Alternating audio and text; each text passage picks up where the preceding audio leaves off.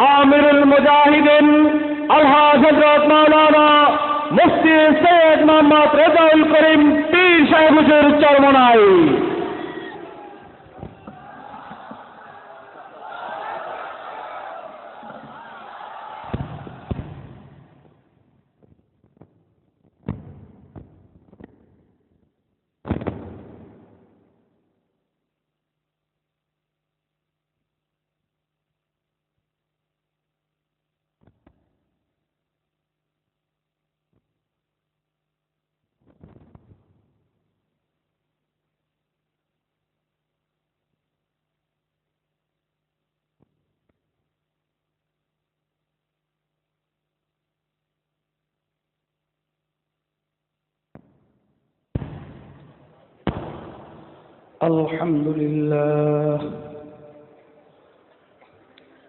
الحمد لله نحمده ونستعينه ونستغفره ونؤمن به ونتوكل عليه ونعوذ بالله من شرور أنفسنا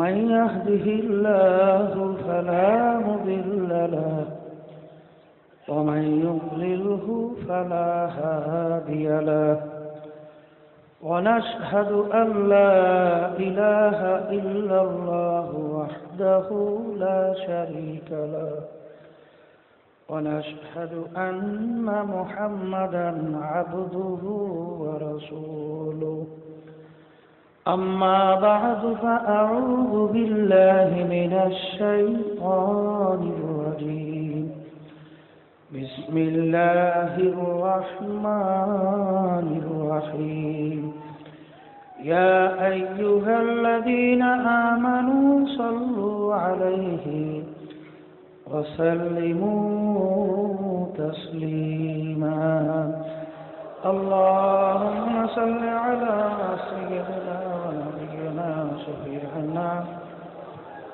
وحبيبنا ومولانا محمد عليه وعلى آله وأصحابه وبارك وسلم اللهم صل على سيدنا ونبينا شفيعنا وحبيبنا ومولانا محمد صلى الله عليه وعلى آله وأصحابه وبارك وسلم اللهم صل على سيدنا ونبينا شفيعنا وحبيبنا ومولانا محمد صلى الله عليه وعلى آله وأصحابه وبارك وسلم أعوذ بالله من الشيطان الرجيم بسم الله الرحمن الرحيم وما خلقت الجن والإنس إلا ليعبدون صدق الله العلي العظيم আল্লাহ পাক রব্বুল আলামিনের দরবারে লাখ কোটি শুকরিয়া আদায় করতেছি যেই মহান রব্বুল আলামিন আপনাকে আমাকে দুনিয়ার সমস্ত কাজ থেকে বিরত রেখে উলামায়ে কেরামদের মজলিস, জাকিরিন শাকিরিন বান্দাদের মজলিস, অগ্রহায়ণ মাসের মাহফিলের দ্বিতীয় দিনের মাগরিবের প্রথম বৈঠকে আপনাকে আমাকে আল্লাহ বসার যে তৌফিক দান করলেন, শুকরিয়া তার সবাই বলি আলহামদুলিল্লাহ। গতকালকেও আমাদের সাথে আমাদের দায়িত্বশীল মুজাহিদ ভাই ঢাকার মোহাম্মদ আবু হানিফ সাহেব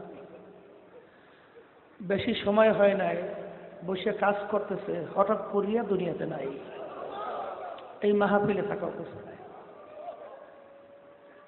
আসলে কে কোন সময় যে রওনা করবে এটা আসলে আমাদের কারো তো জানা নাই। আল্লাহর হাবিব সাল্লাল্লাহু আলাইহি ওয়াসাল্লাম বলছিলেন, আলী তুমি মউতকে কত দূরে মনে করো।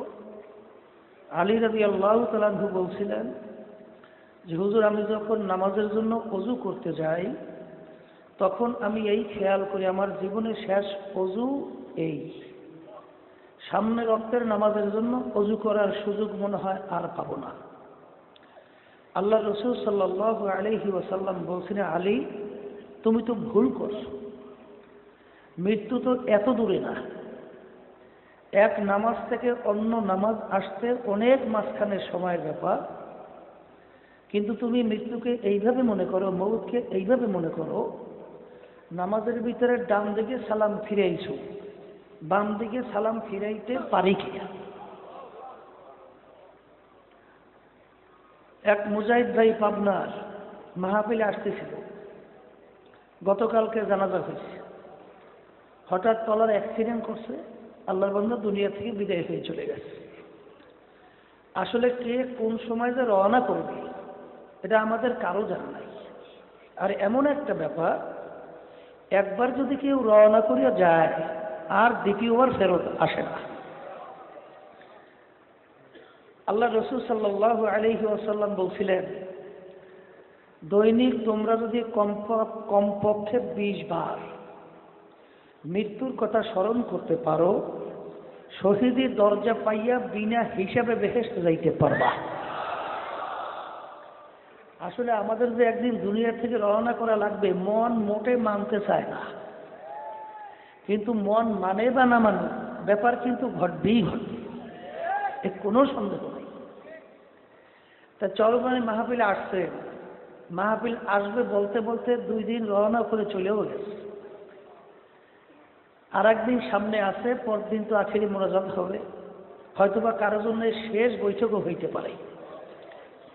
তা আল্লাহ রাব্বুল আলামিনের কাছে সবসময় দোয়া করেন, মাবুদ গো, দুনিয়াতে আপনি পাঠাইছেন, আপনার হুকুম অনুযায়ী আসি, আবার রওনা করবো আপনার হুকুম অনুযায়ী, কিন্তু মুসলমান না বানাইয়া কবরে নিয়েন না। সবসময় মাওলার কাছে দোয়া করিয়া, কারণ আল্লাহ রাব্বুল আলামিনের কাছে যদি চাওয়া হয়, আল্লাহ রাব্বুল আলামিন সেইভাবেই বান্দা বান্দির জন্য ব্যবস্থাও করে। মান জাদ্দা ওয়াজাদা, যে যেই জিনিস পাওয়ার জন্য চেষ্টা করে ওই জিনিস সে পাইয়াও যায়। আল্লাহ, নতুন আমার অনেক ভাইরা দেখলাম মাহফিলে আসছে, দেখা করার সময় হুজুর আমি নতুন, আলহামদুলিল্লাহ। অনেক ভাইদের ভিতরে চেহারার দিকে তাকাইলে অনেক পরিবর্তন আল্লাহর ফজলে লক্ষ্য করা যায়, কিন্তু এখন পর্যন্ত কিছু আল্লাহর বান্দারা তাদের চেহারার দিকে তাকাইলে কোনো পরিবর্তনের লক্ষ্য এখনো মনে হয় না যে কোনো পরিবর্তন আসছে।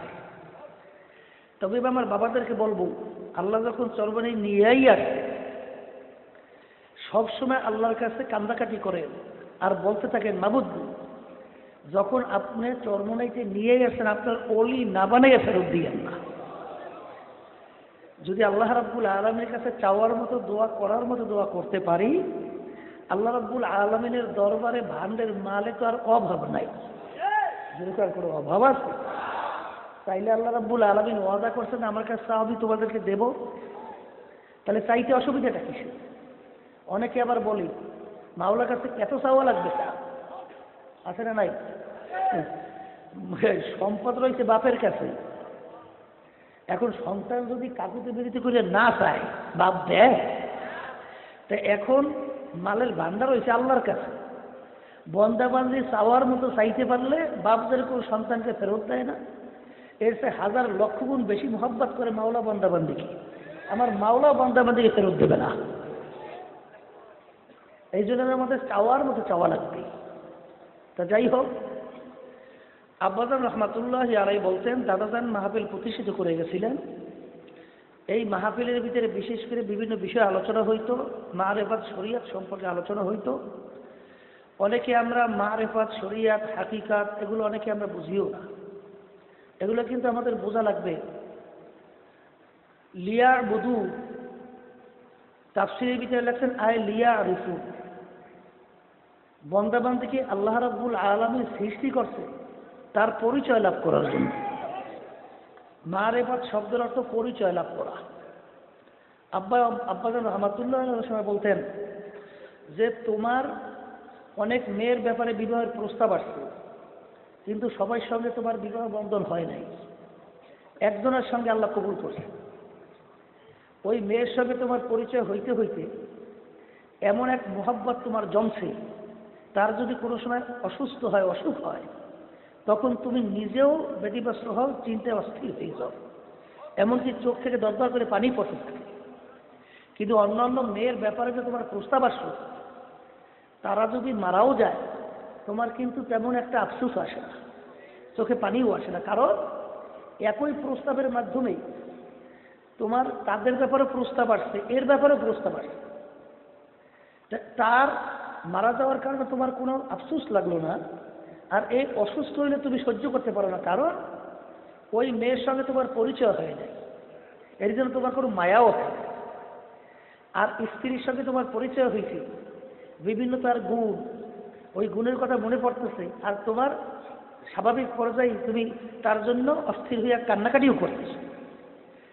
বন্দাবান্দি আল্লাহর পরিচয় না পাওয়ার কারণে আল্লাহর হুকুম মানতে কষ্ট হয়, কথা ঠিক না ঠিক? আজকে স্ত্রীর পরিচয় পাইছেন, স্ত্রীর কথা মানার জন্য যদি বলে আমার জন্য কাপড় নিয়ে আইসেন, আপনার টাকা না থাকলেও কিন্তু ধার উদ্ধার করে তার কথা আপনি মানেন। আপনার সন্তান যদি বলে আব্বা আমার জন্য বিস্কুট চকলেট নিয়ে আসেন, আপনার কাছে পয়সা না থাকলেও কিন্তু আপনি ধার উদ্ধার করেও সন্তানের কথা মানেন। এইভাবে বন্ধুর কথা মানে, দলের নেতা নেত্রীর কথা মানে, তাদের পরিচয় পেয়েছে। আর আল্লাহ রাব্বুল আলামিন তো ওয়াদা, আল্লাহ রাব্বুল আলামিন তো দাবি করছেন আল্লাযীনা আমানু আশাদ্দু হুব্বাল লিল্লাহ, যারা মুমিন তারা আমি মাওলাকে সব জিনিসের চেয়ে বেশি মহব্বত করে। এর জন্যই আব্বাজান রহমাতুল্লাহ আলাইকে দেখতাম শরীয়তের ব্যাপারে, আল্লাহর বিরুদ্ধাচরণের ব্যাপারে, সে ছেলে হোক মেয়ে হোক, সে আত্মীয় হোক, যে মনে চায় সে হোক, তার কোনো তোয়াক্কাই করতেন না, তার কোনো পরোয়াই করতেন না। আমার মাওলা বেজার হবে ওদিকে পা বাড়াইতেন না। তার নমুনা তিনি দেখাই গেছেন, শুনতে খুব সহজ, বলতেও সহজ, চিন্তা করলে কিন্তু বড় কঠিন। আব্বাজান রহমাতুল্লাহ আলাই প্রথম বিবাহের সময় বর হিসাবে যখন তিনি নওশাহ, অর্থাৎ সেদিনকে তিনি বাদশাহ, সে বাচ্চা হিসেবে বসছে, তার শালীরা আসছে, তেমন বড়ও হয় নাই, গলায় মালা দেবে, ওই নওশাহ বরের স্থানে বসা, ওই অবস্থায় শিক্ষার মাঝে বেরোয় গেছে। ওই অবস্থায় সে চিন্তাও করে নাই বড় মেয়ে আর মেয়ে। এখন তো বড় মেয়ে সমাজের ভিতরে একটা লজ্জা পাইছে না, এটা কেমন জামাই, এটা দেখলে পাগল জামাই, কথা ঠিক না? কিন্তু এক পর্যায়ে দেখেন ওয়াল্লাযীনা জাহাদু ফীনা লানাহদিয়ান্নাহুম সুবুলানা ওয়া ইন্নাল্লাহা লামাআল মুহসিনিন। আল্লাহ বলছেন বান্দা ভাই তোমাদের কোনো চিন্তাও নাই, রাস্তায় যদি নামো, যত বিপদ মুসিবত আসুক আমি রাস্তা করব। আল্লাহ রাস্তা খুলে দিয়েছে, নানা তো রাগ হয়ই নাই, বরং চাই সে আব্বাজানকে অনুরোধ করে যে জামাই দুলামিয়া ওরা বোঝে নাই, এবং তাদের কাছে ধাবড়াধাবড়ি করছে, কেন সামনে গেছো? এইবার আরো আদর করিয়ে আরো সম্মান বাড়ছে, আরো সম্মান আল্লাহ বাড়াই হতেছে। তাহলে বোঝা গেল যে আর দাদাজান রহমাতুল্লাহ আলাইহি বলতেন বাবা, এই যে আল্লাহর কুতুবদের মাধ্যমে তামাম দুনিয়ার মধ্যে এই যে তরিকার কাজ ছড়াইয়ে দিচ্ছে, আপনি এদের মুজাহাদা কত বড় কঠিন ছিল। উজানে কারি ইব্রাহিম সাহেব রহমাতুল্লাহ আলাইহি বলছিলেন বাবা থাক, বাবা বরিশালে তো শুনছি পর্দা নাই, বাবা পর্দা তো আল্লাহর হুকুম ফরজ, বাবা তুমি পর্দা করতে পারবা? তখন দাদাজান নাকি বলছিলেন হুজুর আপনি দোয়া করেন আল্লাহ ফজলে পারবো। আর এই তরিকার মূল উদ্দেশ্য কিন্তু দুইটা। কয়টা? দুইটা। এই যে তরিকা শোনেন, এই যে যত কিছু প্ল্যান প্রোগ্রাম যত শোনেন, উদ্দেশ্য দুইটা। হিম্মত বলন্দ করা, খুলুসিয়াত ভিতরে পয়দা করা। হিম্মত বলন্দ করা, খুলুসিয়াত ভিতরে পয়দা করা। হিম্মত বলন্দ করা মানে অমুকে পারে, আমি কেন পারবো না? অমুকে দুই বেলা ঠিক মতো আল্লাহর জিকির করে, আমি কেন পারবো? উনিকে 5 ওয়াক্ত নামাজ জামাতে পড়ে, আমি কেন পারবো না? এই 5 ঔষধ ঠিক মতো অমুকে পালন করে, আমি কেন পারবো না? এই অমুকে পারে, আমি পারবো না, হিম্মত বলন্দ করা। আর একটা ভিতরে খুলুসিয়াত পয়দা করা, যে যাহা কিছু আমি করি একমাত্র কার জন্য? মানুষ আমাকে কি বলল, গালি দিল না, ভালো জানলো না, আদর করলো না, আমাকে বিভিন্ন ধরনের গালি দিল, আমার কিছু আসে যায় না। একমাত্র আমার সমস্ত কার্যক্রম কার জন্য? আল্লাহ। এই হিম্মত বলন্দ করা, খুলুসিয়াত ভিতরে পয়দা করা। যখন উজানি কারি ইব্রাহিম সাহেব রহমাতুল্লাহ আলাই যখন বললেন বাবা এসব পারবা, বলে হুজুর আপনি দোয়া করলে পার। এই হিম্মত বলন্দ করে সর্বনাইটা আসছে শুনছি আব্বাজান বলছিলেন, আইসেই বলছেন দাদুর কাছে আমি কিন্তু পর্দা করছি, আমার সামনে যাই মহিলা দেখা দাও যায় সামনে যেন আসে না। এখন সে তো দাদাজান এখন হয়েছে মহিলা আর মহিলা হয়েছে পুরুষ। দাদাজান হুজুর ঘরের ভিতরে ঢুকছে আর বাইরে না, কি বোঝে? বলতেও সহজ, শুনতেও সহজ। চিন্তা করলে কত বড় কঠিন। এখন হুজুর ঘরের ভিতরে বের হয় না। এখন দাদাজানকে ছোটবেলায় কাকে কোলে নিয়ে পালছে, দাদাজানকে ছোটবেলায় নাকি রাঙ্গা মেয়া বলছে, রাঙ্গা মেয়া। এখন ওই মুরব্বী আসে বলতেছে যে এই দাদাজান রাঙ্গা মেয়া বলে আসছে, বলে আসছে তো, কিন্তু সে কিন্তু পর্দা করছে, খবরদার তার ধারে যাওয়া যাবে না। বলে কি ছোটবেলায় পালছি কাকে কোলে লইয়া? হ্যাঁ পর্দা করছে। কিসের পর্দা করছে? এই কথা বলে আর ওই লাল মেয়া করতে করতে সামনে দেখতে আছে। আর দাদু কইতে আছে খবরদার ধারে যাইও। যখন নাকি হুজুর করে কাছাকাছি গেছে তখন জোরে একটা চিৎকার মারছে দাদাদার, মারার সঙ্গে সঙ্গে আল্লাহর বান্দা ঠাস করে জমিনে পড়িয়ে গেছে। পড়িয়ে এখন হাঁটতেও হয় না, হামাগুড়ি দিয়ে দিয়ে যায়। তখন দাদি বলছিল বলি নাই যে কাছে যাইয়েন না, খবরদার। এইভাবে যদি মুজাহাদা না করা যায় তাইলে এমনিতেই আপনি ভেস্তে ঢুকে গেলে আল্লাহ রাব্বুল আলামিন বলেন ওয়ালা নাবলুগান্না, অবশ্যই অবশ্যই তোমাদেরকে আমি পরীক্ষা করবই করব। পরীক্ষায় পাস না করা পর্যন্ত কেউ কিন্তু ভেস্তে ঢুকতে পারবেন না। সেই চিন্তায় কেউ নাকটান্নে তৈল দিয়ে ঘুরেইন না, চেষ্টা কিন্তু করা লাগবে। চেষ্টা ছাড়া কিন্তু, পরীক্ষা ছাড়া কিন্তু ভেস্তে ঢুকতে পারবেন না। কেমন পরীক্ষা? নবীরা পর্যন্ত আশা হারাইয়া বলছিলেন মাতা নাসরুল্লাহ, আল্লাহ আপনার সাহায্য কোথায়? এই অবস্থায় না পড়লে ভেস্তে ঢুকে গেলা। অনেক সময় দেখা যায় আমার মুজাহিদ বাবাদেরকে বিভিন্ন সময় যখন একটু কঠিন ব্যবস্থা শুরু হয়ে যায়, যে জেলে যাওয়া লাগে নাকি, আবার রক্ত বের হওয়া লাগে নাকি, আবার কেউ খারাপ জানে নাকি, ওই সময় দেখা যায় সংখ্যা কম হয়ে যায়। কথা ঠিক হবে, পরীক্ষায় পাশ করতে পারেন না, পরীক্ষায় পাশ করতে পারেন না। আমার আব্বাজান রহমতুল্লাহ বলতেন বাবা আমাকে কে ভালো বলে কে খারাপ জানে এ তো আমার কিছু আসা যায় না। আমার জন্য যদি কোনো বুলেট আল্লাহ লেখে থাকে, ওই বুলেট আমার বুকে আসবে, কেউ ফিরিতেও পারবে না। আর ওলাও কিন্তু সেই বুরুজি মুসাইয়াদা, শক্ত পাথরের পাহাড় কাটতেও যদি কেউ লুকাও মৌতের থেকে মৃত্যু যেন না হয়, যত কায়দায় দিয়ে শক্ত পাহাড় পাথরে কাটতে লুকাইয়ে যাবা, কিন্তু মালাকুল মৌত যখন মাওলার হুকুম হবে আজরাইল কিন্তু হাজির হবে, কেউ ফিরিয়ে রাখতে পারবে না। কথা ঠিক না? তা যাই হোক, যেই কথা বলতে চাইছিলাম, এই তরিকার মূল উদ্দেশ্য হইল খুলুসিয়াত ভিতরে পয়দা করা, হিম্মত বলন্দ করা। বর্তমানে কিন্তু বাংলাদেশের ভিতরে পীর মুরিদের অভাব নাই। বলেন কথা ঠিক না? আবার এক পীর আর এক পীরকে বলে দেখতেই পারে না। একজন পায় না যেন আর একজনকে ধরিয়ে চাবাইয়ে তারপর কাঁচা খায়। কথা ঠিক না? ঠিক। পীর মুরিদি চলছে, কিন্তু বাবা সবসময় মনে রাখা লাগবে পীর মুরিদি চলছে, আবার মারেফতের লাইনেরও কিছু লোক চলছে। হেরা মারেফতের দাবিটা, হেরা উদাহরণ দেয় কিটা জানে, যে শরিয়াতি আলেমরা হইল নারিকেলের সোবলা চাবায়, আর আমরা হইল মূল নারিকেলের স্বাদ ভোগ করি। নারিকেলের স্বাদ ভিতরে না, পানি নারিকেল এটা কোথায়? ভিতরে। আর সোবলা হইছে তিতিয়া। তাহলে শরিয়াতি আলেমরা খাই হইল ওই সোবলা, আর আমরা খাই হইল মূল নারিকেলের নারিকেল এবং যে পানি টানি মজা। কথা ঠিক না? ঠিক। আব্বাজান রহমাতুল্লাহ উদাহরণ দেন যে কত বড় ব্যাকুল, যে আজীবন 12 বছর 15 বছর পর্যন্ত কোরআন হাদিস কান্দে করে টানলাম আমরা, আর ওদের প্যাডের মধ্যে বোমা মারলেও একটা আলিফ সহিভাবে সূরা বের হয় না। ওরা পাইছে মারেফতের স্বাদ, আর আমরা বলে পাইছি সোলার টিকা স্বাদ। আব্বাজান রহমাতুল্লাহ বলতেন যে মিষ্টি খায় একজনে, আর একজনে পাশে বসে বলে তুমি মিষ্টি খেলে লাভ হবে কি? মিষ্টির প্রকৃত স্বাদ পাইতে আছি আমি। কথা বুঝলে? তখন আব্বাজান একটা উদাহরণ দিতেন, স্বাদও একটা আসলেই পায়, কারণ একজনের কাছে বসে যদি মিষ্টি খায় আর একজনের মুখে লোল আসে, লালা আসে না, এখন ওই লালা চাটে আর গেলে ওই স্বাদ পায়, আসলে প্রকৃত মিষ্টির স্বাদ পায় না। কথা ঠিক না? তাইলে কোলে কিতাবটা সারা বছর পড়লাম আমরা মারেফত বুঝলাম না, বুঝবে সব ওরা। কথা বুঝবে? ওরা মারেফত পাইছে, পরিচয় আসলেই একটা পাইছে, শয়তানের পরিচয় পাইছে। তার পরিচয় আল্লাহর পরিচয় পায় নাই। কথা বুঝেন নাই? শরীয়ত এবং মারেফত থানভী রহমাতুল্লাহ লেখছেন দুইটা ভিন্ন জিনিস না, একই জিনিস। যেমন একটা মানুষ আব্দুল করিম, আব্দুল করিম কি এক জিনিসের নাম, দুই জিনিসের?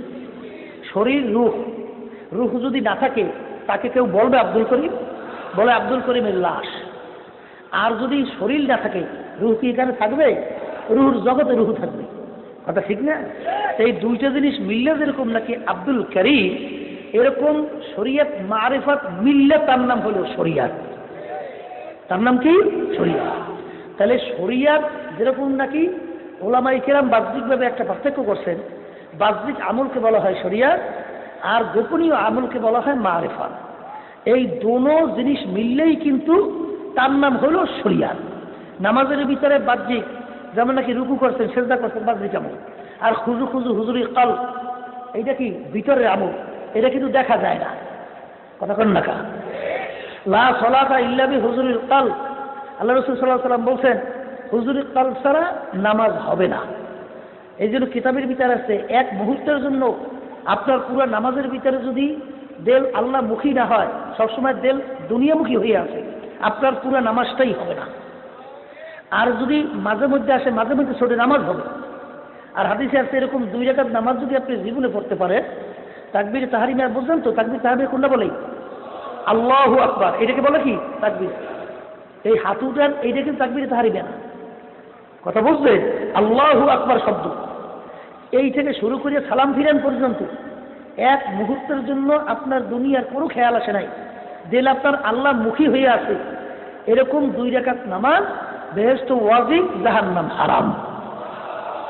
এরকম 2 রাকাত নামাজ পড়া কি অত সহজ নাকি? জাকিরিন ছাড়া সম্ভব না। যারা সবসময় মাওলার জিকির করে এদের জন্যই সম্ভব, আর যারা মাওলার জিকির করে না এদের দ্বারা সম্ভব না। বর্তমানে এক শ্রেণী বের হয়েছে, ওরা তো মাওলার জিকির করেই না, বরং যারা আল্লাহর জিকির করে তাদের জিকির বন্ধ করার জন্য চেষ্টা করে। এই জন্য এই মারিফতের দাবিদার, ওদের সুন্নাত নাই, ওদের ফরজ নাই, ওরা কোরআন এবং হাদিস অনুযায়ী, নিয়ম অনুযায়ী চলে না। ওরা চলে ওদের পীরের কথা অনুযায়ী। কথা বারবার জানার পরে আবার বলতেছি, আব্বাজার রহমাতুল্লাহি আলাইহি এই এক বেদাতি মারিফতের দাবিদার। কথা বুঝবে? নামাজ রোজা কিছু নাই, ওই নমালা, ওই বাউফল থানা, পটুয়াখালী জেলা। আব্বার সঙ্গে দেখা হয়েছিল, জিজ্ঞাসা করছে, ভাই আপনারা নামাজ পড়েন না, রোজা রাখেন না, ঠিক মতো কোরআন বা হাদিস অনুযায়ী তো দেখতেছি, বেহেশতে যাওয়ার তো কোনো রাস্তা নাই, এরকম চলেন করেন কেন? বলে হুজুর আমাদের কিতাব আছে না। বলে কি কিতাব? বলে আমাদের কিতাবের নাম লাহুল কিতাব। বলে হুজুর, বলে সেই কিতাবটা আমাকে একটু দেখাতে পারেন? বলে হুজুর সেই কিতাব দেখাবো কিভাবে? সেই কিতাবের না হুজুর ওজন হইল 9 মণ 1300 টাকা। 9 মণ। আব্বাজান বলছেন, ভাই যেন কেমন করে 9 মণ 1300 টাকা কোনো কিতাব হইতে পারে? 9 মণ 1300 টাকা কিতাব হইলে দেখি পাতা 10 ফুট বাই 10 ফুট যদি বানা, তাইলেও তো স্টেজ থেকে সামিয়ে না ছাড়া এই যে লুসা। কথা ঠিক যাবে? 10 ফুট বাই 10 ফুট পাতা ছাপানো ফ্রেশ দুনিয়াতে আছে, ছোট ছোট পাতা ছাপাইছে। তাই ছোট ছোট পাতা দিয়ে যদি 9 মণ 1300 টাকা কিতাবের ওজন করতে হয়, তাহলে উঁচুই বিধি তাল গাছ, নারিকেল গাছ। জোরে বলেন কথা ঠিক কিনা? বল ভাই তাল গাছের মতো এত উঁচা কিতাব এ দুনিয়াতে কোনো শুনিও নাই নাই। তখনকার হুজুর রাখেন আপনার কথা, যদি পীরের কথা জাহান্নামে যাওয়া লাগে যাবো। জোরে কর নাউজুবিল্লাহ। আমার আব্বাজান বলতেন, বাবা পীর পূজা করো, কবরে যদি যাই পরিচয় দেবো সর্বনাই মুড়ি, বাবা কোনো কাজ হবে না। পীর কি, পীর জিনিসটা কি এটা কিন্তু বোঝা লাগবে। পীর একটা ফার্সি শব্দ, আরবিতে বলে মুর্শিদ, বাংলায় পথ প্রদর্শক। আপনি ঢাকা যাইবেন, রাস্তা চেনেন না, আপনাকে রাস্তা দেখাই দিল ঢাকা, সেই হলো পীর। ওটা ঠিক না? ঠিক। ওই পথে চলা বা না চলার দায়িত্ব আপনার আমার, উদ্দেশ্যে পৌঁছে দেওয়ার মালিক হলো আল্লাহ। পীরের কাপড়ে পথ দেখাবে, মন করা দেখাইতে পারবে না। তা আবার কিন্তু রোকাউট আছে, ওখানে কিন্তু সিল মোহর করা আছে, তারা একটু হিকুম আমরই লাম তাদিল্লু না তামাসসাকতুম বিহিমা কিতাবাল্লাহ ওয়া সুন্নাত রাসূল। আল্লাহ নবী বলছেন দুইটা জিনিস রাখছি, যেই পীরের কথাবার্তা কার্যক্রম চালচলন কোরআন এবং হাদিসের সঙ্গে মেলবে সেই পীরের কথা আমরা মানব, যা মেলবে না মানব না। কথা সোজা, জোরে বলেন কথা ঠিক কিনা? তা পীরের কথা জাহান্নামে যাওয়া লাগলে যাবো, ব্যাপারটা কি? ভাত খাই আমি, পেট পাবে পীরের নামে। কথা বলেন, পীর যদি ভাত খায় পেট কি আমার পাবে না পীরের? আমার কবরে কি পীর যাবে না আমি যাব? কবরে উত্তর দেবে কেন পীর না আমি? তাহলে খোদা রাখার কবরে যদি জাহান্নামের আগুনে সে ভরিয়ে যায়, ভোগ করবে আমি না পীর? তাহলে আমার কবরে আমি যাবো, উত্তর দেবো আমি, ভোগ করবো আমি, পীর দিয়ে করবো কি? বলেন কথা ঠিক না ঠিক? তাহলে এই অবস্থা তৈরি হইল কেন? হয়েছে এর জন্য যে হাদিসের বিচারে আস্তে আস্তে হেরু হক্কু জাদু সত্য। জাদু কি? থানবী রহমতুল্লাহ রাখছেন যে বেদাতি পীর যাদের ভিতরে সুন্নাত নাই, যাদের ভিতরে ফরজ নাই, যাদের ভিতরে কোরআন হাদিসের কার্যক্রম নেই নাই, এগুলো হলো বেদাতি। এদের চোখের নজরে পড়াও নিষেধ, কারণ এদের চোখের নজরে পড়ার সঙ্গে সঙ্গে ওরা জাদু করে। ওরা কি করে? এই যে আমাদের পাশে বসে এসে ডাইন পাশে আমাদের বাংলাদেশ মুজাহিদ কমিটির কেন্দ্রীয় জয়েন্ট সেক্রেটারি বর্তমানে, সে ঘটনাটা বলতেছিল, ওই যে দেওয়ানবাগি আছে না, দেওয়ানবাগি, এই দেওয়ানবাগি একবার রাস্তা দিয়ে যাইবে, সে এক মসজিদের ভিতরে আছে, এই এখানের মধ্যে পাশে বসে দেখতে পাচ্ছেন তো? সে বলতেছিল, বলে হুজুর তখন ওই মুয়াজ্জিন সাহেব সহ আমরা একটু আগ্রহ জমলাদের দেওয়ানবাগি একটু দেখি শুনি, এত না। তাই সে তো দোয়া টোয়া পড়িয়ে সব শরীর বন্ধ টন্ধ দিয়া সুন্দর মতো রয়েছে, কিন্তু মুয়াজ্জিন সাহেব তো আর কোনো দোয়া টোয়া পড়ে নাই। যখন নাকি ওখান থেকে গেছে আর নজর দেখছে, এখন ওই মুয়াজ্জিন পাগলের মতো হয়ে গেছে, এখন তাকে একটু জড়াই দেবে, তাকে যে একটু চুমা দেবে, মানে অস্থির পাগলের মতো হয়ে গেছে। এখন সবাই ধরিয়া মাথায় পানি যায়, বিভিন্ন ধরনের খেদমত করতে আছে। অনেক সময় পরে স্বাভাবিক অবস্থান আসছে, দোয়া পড়তে পড়তে পড়তে পড়তে তখন তিনি বলতেছিলেন যে আমার ভিতর থেকে কেমন একটা আগুনের মতো গোল্লার মতো বেরোছে। এইরকম বেদাতি যেগুলো নামাজ নাই, রোজা নাই, এইগুলা যেগুলো সুন্নাত নাই, এগুলার চোখের নজরে পড়াও নিষেধ। অনেকে হুজুর আমরা এত বুঝবো কেমনে? কোরআন হাদিস অনুযায়ী কে সহি রাস্তায় আছে, কে গাড়ি সহির ভিতরে আছে, কেমনে বুঝবো? এইটা বুঝবেন না, আর সব দুনিয়াটা খুব ভালো বোঝে। এইটা যে এত বুঝে, যখন বাজারে বাজার করতে যায় তখন তারপর মাছটা কিনতে হইলে গালি দিয়ে মাছের উঠে দেখে যে মাছটা ভালো না করছে গেছে, তো ওই কেনার সময় হাতের ভিতরে দলা দেয়, হিরান লয় 1 নম্বর না 2 নম্বর। হ্যাঁ, এইরকম চাউলটা কেনার সময় মুখের ভিতরে দিয়ে চাবায় যে নরম না শক্ত, আবার নাকের দিয়ে ঘেরান নেয় যে চাউলটা কি 1 নম্বর না 2 নম্বর। এগুলা সব বুঝছে, ব্যবসা বাণিজ্য কৌশলে ওরে সর্বনাশ পাকাপোক্ত। কিন্তু হুজুর কোনটা আসলে কোরআন হাদিস অনুযায়ী সহি রাস্তা, হুজুর এইটা বুঝি না। আসলে বোঝে কিন্তু নফসের খোরাকই তো পায় না। বলে কথা ঠিক যাবে তো মনে একটা তো বিপদ না। এই দাড়ি কেমন যাইবে না, এক মুষ্টির উপরে দাড়ি খাড়া যাইবে না, লাম্বা জামা সুন্নতি গায়ে দেওয়া লাগবে, টুপি মাথায় হামেশা রাখা লাগবে, পাগড়ি করে নামাজ পড়া লাগবে, 5 ওয়াক্ত নামাজ জামাতে পড়া লাগবে, সুন্নাত তরিকের উপরে পুরোপুরি চলতে হইবে, হারামের কাছেও যাওয়া যাইবে না, এই দুনিয়ামুখী কোনো দলের সঙ্গে সম্পর্ক রাখা যাইবে না, এবং বিভিন্ন ধরনের ইয়ে করা যাইবে না। এত কি ভারে কথা বোঝে। আর ওখানে আর এক জায়গায় গেলে সে কইতেছে পীরের তোমার মুরিদ করছে, এসেই না নাতে পারি, আমি কেমন পীরা তুমি কেমন মুরিদ, হে চিন্তা করছে কাজ হয়েছে নফসের খোরা কি উপাইছি, আবার সুন্দর মতো বেরেছেও পাইছি। এই মজা কেউ সারে? এই কথা বোঝেন না, বোঝেন না। আর আল্লাহ রাসূল সাল্লাল্লাহু আলাইহি ওয়াসাল্লাম কি বলছে? দুনিয়া এবং আখিরাত কাজ দুর্লতাই, আখিরাত এবং দুনিয়া 2 সতীনের মতো। যদি কোনো 2 সতীন একত্রে কোনো সময় বসবাস করতে পারে, যত বলেন পারে না, কোনো সময় পারে না। ঠিক কেউ যদি দুনিয়াও খুশি করতে চাও, আখিরাতেও খুশি করতে চাও, তাই 2 কিস্তি পর পারা দেয় না সেরা যায়। অর্থাৎ 2 নৌকায় যদি কেউ পারা দেয় তাহলে মাঝখান দিয়ে ফাড়া ছাড়া, চিগড়ে যাওয়া ছাড়া কোনো গতি নাই। তাই কেউ যদি দুনিয়াও খুশি করতে চাও, আখিরাতেও খুশি করতে চাও, একসঙ্গে কাজ দুর্লতাই 2 সতীনের মতো। কথা ঠিক না ভাই? ঠিক। এখন অনেকে আবার মনে মনে কয় ওই দুনিয়া যদি কেউ খুশি করতে চাও বাবা, আখিরাত কিন্তু বেজার হবেই হবে। আবার আখিরাতকে যদি খুশি করতে চাও তাহলে দুনিয়া বেজার হবেই হবে, কোনো সন্দেহ নাই। একটু আগে আলেম সে বলতেছিল যে হুজুর আলহামদুলিল্লাহ কালকে তিনি বয়াত হয়েছেন, তখন তিনি বলতেছিলেন যে হুজুর আগে কিন্তু হুজুর পর্দা করতে পারতাম না, আল্লাহ রহমতে এখন আল্লাহ দিল তৈরি করে দিচ্ছে, আল্লাহর ঘরে যাইয়া ওই হজরত আসরাতের মধ্যে মাথা ঢুকাইয়া দোয়া করতে আসি আর কইতে আসি মাবুদ গো যখন নিয়েই আসছো মাবুদ গো গুনাহ থেকে ফেরার তৌফিক দাও, তোমার খাস বান্দা হিসেবে কবুল করো। তখন মোবাইল করছে যাদের সাথে দেখা দেখাতে যে ছোটবেলাতে পালছেন আমি কিন্তু আর দেখা দেবো না, শুনলি আশঙ্কা লাফাই উঠছে কয়েছে এটা পাগল হয়েছে। তা সর্বনাশ যেমন যারা আইছে বাড়ি যাওয়ার পরেই দেখবেন এক শ্রেণীর লোক এটা পাগল হয়েছে, বলেন কথা ঠিক না ভাই? এইটা কিন্তু বলা শুরু করবে, কিন্তু যত বলে বলুন দুনিয়ার মানুষ আব্বাস রহমাতুল্লাহ আলাইহি বলতে যে আমাকে যদি মাথায় উড়াই এইবার যদি ঘুরায় আর কবরও যদি মাওলায় আমাকে মাফ না করে এই সম্মানে আমার কিছু আসে যায় না। আর দুনিয়ার মানুষ যে আমার জুতা পিছে মারে আর মাওলা যদি আমাকে কবরে মাফ করে আর এই জুতা পিছে আমার কিছু আসে যায়, কথা ঠিক কিনা? এই জন্য মাওলারে ব্যবহার করা যাবে না, তাদের ছেলে বেজার হোক, মেয়ে বেজার হোক, স্ত্রী বেজার হোক, বন্ধু বেজার হোক, দল বেজার হোক, দলের নেতা নেত্রী বেজার হোক, আল্লাহকে ব্যবহার করা যাবে না।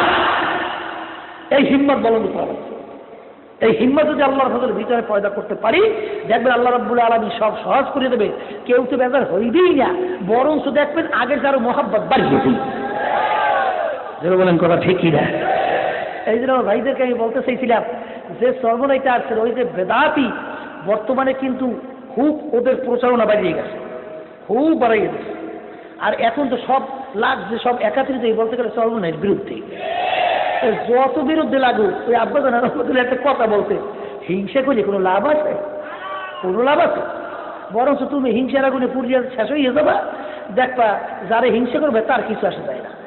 ওই দাদাজান রহমতুল্লাহ আলাই আমাদের বাড়ি প্রথম ছিল তো এই পশুরিকাটি এই বরিশালের পাশেই, ওখান থেকে দাদাজান সর্বনাইতে আসছে। দাদাজান বিবাহ করছেন এই পাশেই আমাদের বাড়ির পাশেই, ওখানে তার মামা তো বোন বিবাহ করছে। দাদাজান রহমতুল্লাহ এখানে পড়তো মক্তব আকারে, এই জঙ্গল এখানে তো বিভিন্ন ধরনের ওই শিকাল শ্রীকাল সহ বিভিন্ন ধরনের যন্ত্র থাকতো, ওই যন্ত্রও থাকতো। তা দাদাজান রহমতুল্লাহ প্রথম শুরু করছেন, এক শ্রেণীর লোক এমনভাবে বিরোধিতা শুরু করছে, তাই শুরু করছে দাদাজানকে আল্লাহ তো উঠাইতে আসে। তাই এক পর্যায়ে তখন আর দেখে যে খুব জ্বালা সহ্য করতে পারে না, তখন আমার নানাজানকে জিজ্ঞেস করছিলেন যে এইরকম করবো কেন? বলে বেআই সাহেব এই চিন্তা করিয়া লাভ নাই, কারণ আপনি যখন বসা ছিলেন তখন ওরা কান্দের ভিতরে ঠাইসিয়ে রাখছে, আপনি যদি উপরে উঠতে না পারে, কিন্তু আল্লাহ রাব্বুল আলামিন আপনাকে আরেকটু উপরে উঠিয়েছে, উঠার পরে এখন ওরা কান্দা পায় না, এখন ধরছে কোমর, এখন কোমর থেকে আল্লাহ আরেকটু উঠেছে, এখন আর কোমর পায় না, পাইছে পাও ধরছে, এখন আল্লাহ আরো একটু উঠেছে, এখন পাও পায় না, এখন ওদিক চাইছে খালি লাফায় আর খালি আফসোস করে, কিন্তু কাজ করবে না, কোনো কাজ হইবে? এই হিংসা করে কোনো লাভ আছে? এই হিংসা করে কোনো লাভ নাই। এই বর্তমানে বিভিন্ন ধরনের এই যে পীর মুরিদি এবং বিভিন্ন ধরনের বেদাতিরা বের হয়েছে, এই বেদাতিদের থেকে খুব সতর্ক থাকা লাগবে। এই বেদাতিরে দেখবেন এক কথায় ভালো করে বুঝবেন, এক শ্রেণী আছে তাদের ভিতরে সুন্নাত নাই, তাদের ভিতরে ফরজ নাই, ওয়াজিব নাই, কিন্তু ভালো করে মনে রাখা লাগবে যার ভিতরে সুন্নাত না থাকবে সে আল্লাহর ওলি তো দূরের কথা, ও একটা শয়তানের সাথে। থানভী রহমাতুল্লাহি আলাই তার দরবারের ভিতরে এক আলেম বহুদিন পর্যন্ত থাকার পরে বলছিলেন যে হুজুর আপনার দরবারে রইলাম ঠিকই, কিন্তু আপনার তো কোনো কারামত টারামত দেখলাম না। তাহলে বাবা তাকি বলে হুজুর একটু ব্যতিক্রম কিছু দেখবো না? বলে বাবা এত বছর যে রইলা, এই 12 বছরের মধ্যে কম বেশি আমার থেকে কোনো একটা সুন্নাত তরক হইতে দেখছো? বলে না হুজুর তা তো দেখি, আমি কি মুস্তাবো তরক হয় না। বলে বাবা এর চেয়ে বড় কারামত আর হইতে পারে না, আর এর চেয়ে বড় কারামত আল্লাহ কাছে আমি চাইব না। কথা বুঝবে? এরপর থানভী রহমতুল্লাহ একদিন তার ওই ছোট্ট একটা মেয়ে নিয়ে ট্রেনে রওনা করছে, হঠাৎ মেয়ের পানি পিপাসা লাগছে, এখন চিল্লেইতে আছে আব্বা পানি খাবো, এখন পানি পেতে কোথায়, ট্রেনে পানি নেই। হঠাৎ আল্লাহর কি কুদরত, ট্রেনটা থাইমে গেছে, আর থাইমে যাওয়ার সঙ্গে সঙ্গে দরজার একেবারে সোজাসুজি দেখে একটা ডেপটি উপর। তখন হুজুর বলতেছেন খাদেমকে তাড়াতাড়ি নামো, পানি নিয়ে আসে। খাদেম পানি নিয়ে উঠছে, ট্রেন চালু হয়ে গেছে। এখন খাদেম বলতেছে হুজুর আপনার বলে কোনো কারামত নাই, এইটা কেমন করবেন, এটা শুকাইবেন কেমনি? তখন হুজুর বলতেছে বাবা এই কারামতটা আমার না, এই কারামত হইব ছোট্ট মেয়ে, পানির পিপাসা তো আমার লাগে না, লাগছে তা, এই জন্য আল্লাহ তার জন্য ব্যবস্থা করছে, এটা আমার। এইভাবে আল্লাহ খাস বন্দারা কারামতকে গোপন করতো। আর বর্তমানে এক শ্রেণী আছে, আমার বীর অমুক, আমার দাদা অমুক, আমি অমুক, আছে না নাই? আবার একটু সিনিয়র একটু লড়াই লড়াই দেখায়, আবার একটু কুকুরে লাভ দেয়, আবার একটু সিলিয়াইয়ে ওঠে, আছে না নাই? রশিদ আহমদ গঙ্গী রহমাতুল্লাহ আলাই আমাদের এই তরিকের মুরব্বী, এই যার উপাধি ছিল, এই আল্লাহর বান্দারা কিছু উলামায়ে কেরামরা আছে সর্বনাকে হিংসা করে এবং সর্বনাই বেদাত বলে। ভালো করে বুঝুন বাবা, আমরা বেদাতি করতে যাবো কেন? ধরাইয়ে দেয়। যদি বলেন কথা ঠিক না? আব্বাজার রহমাতুল্লাহ আলাই বলতেন, বাবা আমাদের যদি কোনো ভুল থেকে কোরআন এবং হাদিস অনুযায়ী আল্লাহ রাসূলকে অনুরোধ করতেছি, মানুষ বলতে ভুল হইতে পারে, আমাদেরকে ধরাইয়ে দাও। যদি আমি সংশোধন কোরআন হাদিস অনুযায়ী তারপরে না হই, তাহলে মনে করি আমি গোমরা হয়ে গেছি, আমার থেকে তোমরা সবাই সরিয়ে দাও, ওয়াজিব হয়ে যাও। আর যদি তোমরা ধরাই না দাও, কিয়ামতের ময়দানে কিন্তু তোমাদেরকে আমি দায়ী করবো। এক শ্রেণী আছে হিংসুকের দলেরা, সর্বনের বেদাত অমুক সমুক দাঁত নাই, কথা বুঝবে? তাহলে দাঁত যদি নাই থাকে তার মানে আজকে ধরাইতে পারো না, কি কথা কেন? ওই আশেপাশে ওই সিল্লি করো না, হ্যাঁ আসতে পারলে সর্বনায় দেশে ধরাই দাও। আমরা তো বারবার বলতেছি লক্ষ লক্ষ লোকের সামনে, আমাদের কোনো জিনিস গোপন নাই, কথা ঠিক না? ঠিক। তাই সেই হিসাবে বলতে চাইছিলাম যে সুন্নাত যদি না থাকে, আল্লাহর অলি তো দূরের কথা, ও কিন্তু শয়তানের কি সাজে। ওই যে এক কবি বলছিলেন এক কথায়, গার হাওয়া পে ওরতা হয় রাত দিন, তরকে সুন্নাত জু করে শয়তানগি। একটা মানুষ হাওয়ার উপর দিয়ে উড়িয়া যায়, পানির উপর দিয়ে হাইটা চলিয়া যায়, পানির ভিতরে ফুক দিলে টক টক করিয়া উঠলায়, আর কলমের ভিতরে ঠক ঠক ঠক ঠক করিয়া আওয়াজ হয়। ওদিকে ওর ভিতরে যদি সুন্নাত না থাকে, ও আল্লাহর অলি তো দূরের কথা, ও একটা শয়তানের সাগরে। বলেন কথা ঠিক না ভাই? ঠিক। তাহলে সুন্নাত যদি না থাকে, শয়তানের কি সাগরে। বর্তমানে এক শ্রেণী আছে মারেফাতের দাবিদার এবং রসুলের মহব্বতে বুক পেরে ঘাবড়ায়, আর এই রক্ত বাড়ি করিয়া কেসে মিশছে, সর্বনাশ। নবীর মহব্বতে গদ গদ। জোরে বলেন কথা ঠিক না ভাই? মালিক লোক রাখছে কাজের জন্য, কাজটা হইয়া সারাদিন মালিকের হ্যাঁ এ পড়িয়া থাকে, আর খালি মালিকের পাশে মুখ করে। এখন মালিক কয় কি, বেটা তোরে রাখছি ওই আমার কামের জন্য, আমার কাম শেষ করতো, সর আইনকে তোর মতো খাদে আমার লাগবে না। জোরে বলেন কথা ঠিক না ভাই? নবীর মহব্বতে সর্বনাশ, গদ গদ, অস্থির। ওদিকে আল্লাহর হাবিবের দাঁত ভাঙ্গা দিন, আল্লাহর হাবিবকে গালি দেয়। আজকে বাংলাদেশের ভিতরে সহ তাম দুনিয়ার সব মুসলমানদের অবস্থা করুন যাইতেছে, এই ব্যাপারে খবর নাই। আমার আব্বাজান বলতেন যে বাপের সম্পদ বইয়ে যায় এই শত্রুরা, আর ছেলে বইয়ে বইয়া এইবার দেখতে আছে, কোনো বাধাও জানে, কিছু কয় না। সেইদের কইবে যে ছেলের সুপুত্র আর বাপের, ওইটা বলবে। বন্ধু যদি বই বই দেখে কোনো কথা না বলে, ওই বলবে তোমার বন্ধু, এটা কোনোদিন বলবে? তাই যেই কথা বলতে চাইছিলাম যে আল্লাহর হাবিব সাল্লাল্লাহু আলাইহি ওয়াসাল্লাম এই দেন। আবার অনেকে আল্লাহকে মহব্বত করে, বলে আমরা আল্লাহকে খুব মহব্বত করি, আল্লাহর মারিফত পাইছি। আল্লাহ রাব্বুল আলামিন কি বলছেন? হে নবী আপনি বলেন, কুল ইন কুনতুম তুহিব্বুনাল্লাহ ফাত্তাবিউনি ইউহিব্বুকুমুল্লাহ। হে রাসূল আপনি বলেন, যদি আমাকে কেউ মহব্বত করতে চায়, সে যেন আপনার অনুসরণ অনুকরণ আপনাকে মহব্বত করে। বলেন কথা ঠিক না ভাই? আর আল্লাহ বলতেছেন যে আমাকে কেউ মহব্বত করতে চাইলে আপনার অনুকরণ অনুসরণ যেন তার করে, তাহলে আমার মহব্বত হবে। কি বলছে আল্লাহ? এখন আল্লাহর হাবিবকে মহব্বত করার জন্য আল্লাহ রাব্বুল আলামিন তার কথা মানার জন্য বলছে, তার অনুসরণ অনুকরণ করার জন্য বলছে। আর আল্লাহর হাবিবের অনুসরণ অনুকরণ মহব্বতের পরিচয় কি?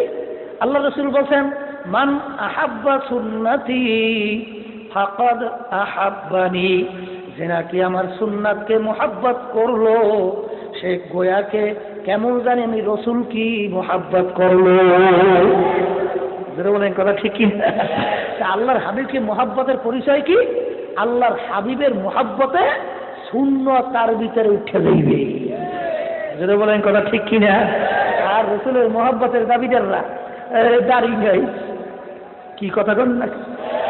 ওরে সর্বনাশ, ওই খালি গরু জবাই দেয় আর খালি আল্লাহর হাবিবের মোহাম্মদে হারা রাইস চিল্লেছে। কথা ঠিক না ভাই? এইসব ধোকাবাজি পাইছো কই মেয়া? পাইছো কোথায়? হ্যাঁ, এই জন্য আমার ভাইদেরকে বলবো যে খুব সতর্ক অবস্থা কিন্তু পা বাড়ানো লাগবে।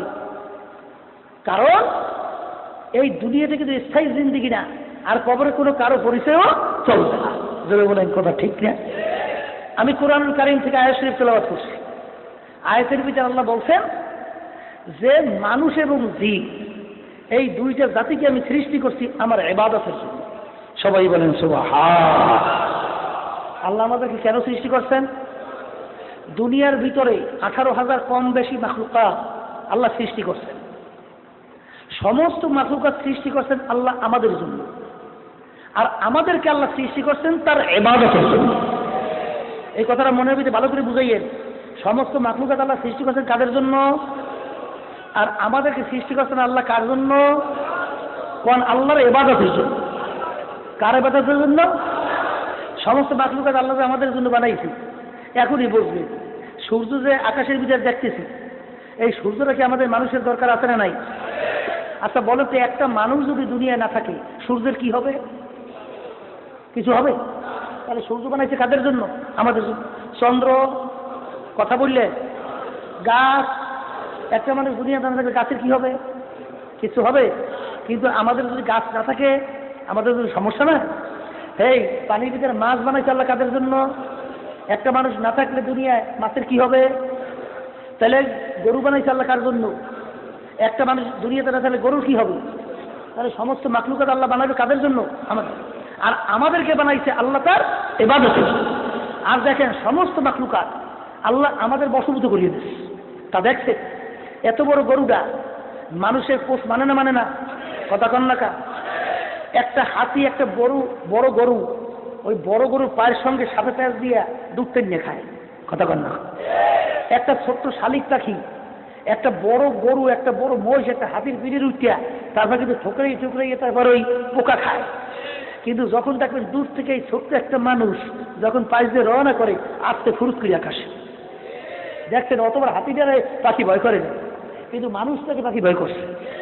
সাপটা যে এত বড় গরুটারে প্যাঁচ দিয়ে দুধ খাইল, গরুটার ভয় করে নাই, যেই মানুষের শব্দ শুনছে সাপ ধারে কাছে উঠাই।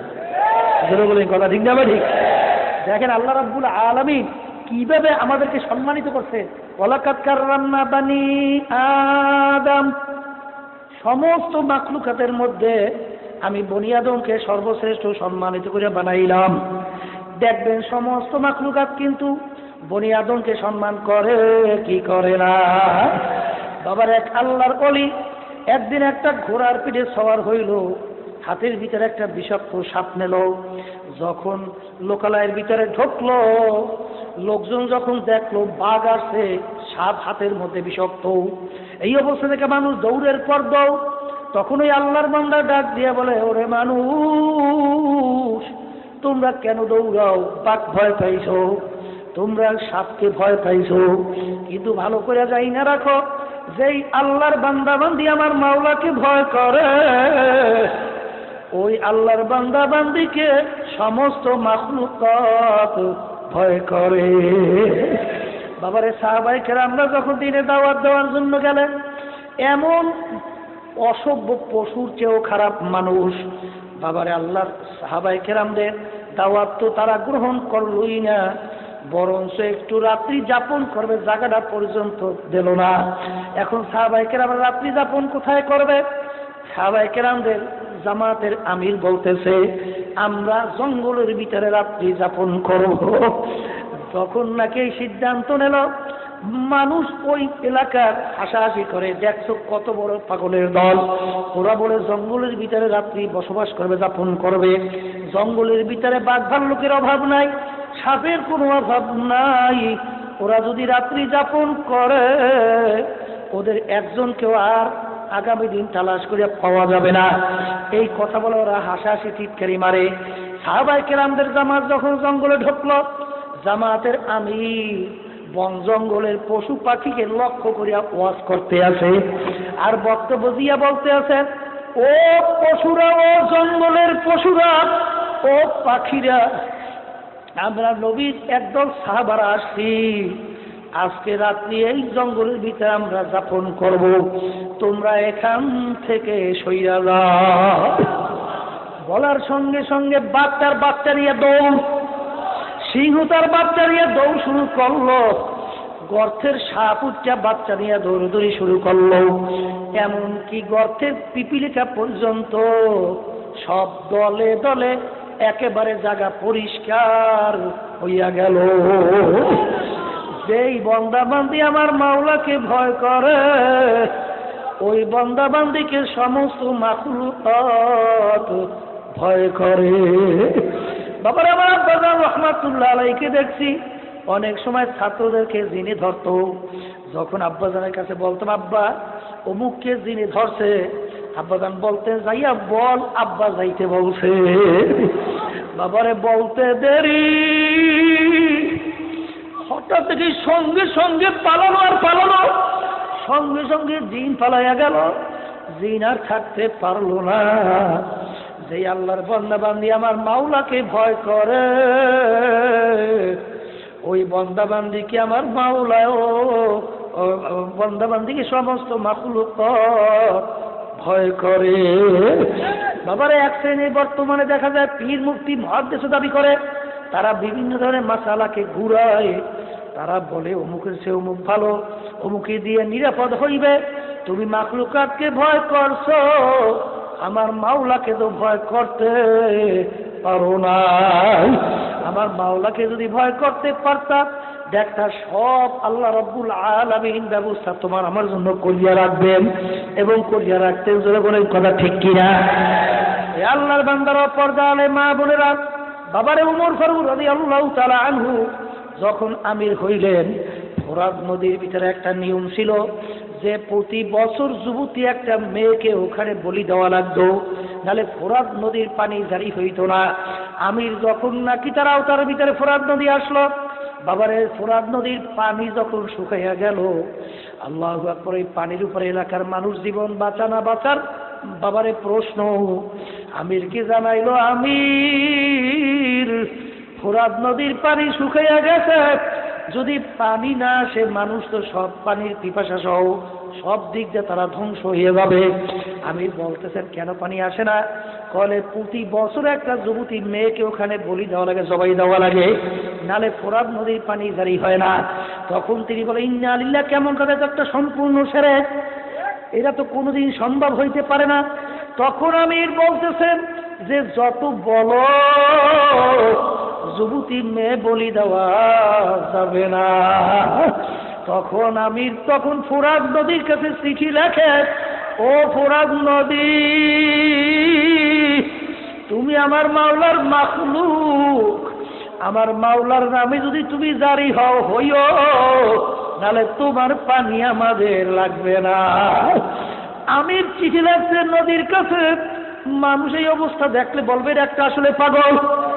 এই যদি কিতাবের ভিতরে লেখছে, সাহাবায়ে কেরামদেরকে যদি আমরা দেখতাম তাইলে বলতাম এগুলা পাগলের দল। আর যদি আমরা সাহাবায়ে কেরামদেরকে দেখতাম, আমরা বলতাম পাগলের দল। আর আমাদেরকে যদি তারা দেখতো, তারা বলতো এগুলা সব কাফেরের দল। বলে আমির বলল, এই চিঠি নিয়ে ফোরাত নদীর ভিতরে ফেলাইয়া দাও। বাবারা দেখেন মাওলার কত বড় কুদরত। চিঠি নিয়ে যখন নদীর ভিতরে ফিক্কা ফালাইল, ফালালের সঙ্গে সঙ্গে শো শো শব্দ করিয়া পানি জারি হইয়া গেল। মাল্লাহুল মাওলা ফালাহুল কুল, আমার মাওলার উপরে পুরোপুরি তাওয়াক্কুল যদি করতে পারো, আমার মাওলাই যথেষ্ট।